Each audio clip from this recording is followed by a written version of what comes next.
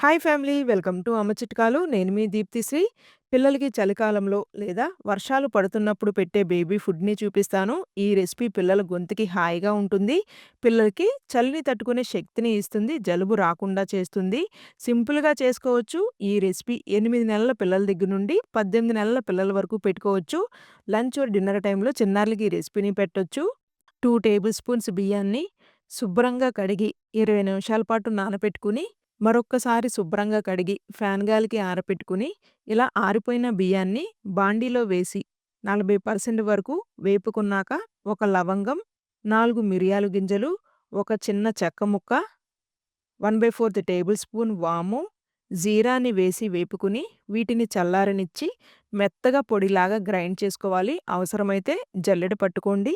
గిన్నెలో 250 ఎంఎల్ వరకు నీళ్ళని పోసుకుని గ్రైండ్ చేసుకున్న పొడిని వేసి లో ఫ్లేమ్‌లో మధ్య మధ్యలో తిప్పుకుంటూ 5 నిమిషాల పాటు కుక్ చేసుకోండి.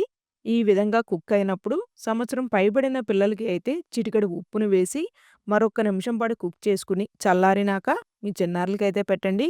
ఈ వీడియో మీ అందరికి ఉపయోగపడుతుంది అని అయితే ఆశిస్తున్నాను. వీడియో నచ్చినట్లయితే please do like, share and subscribe.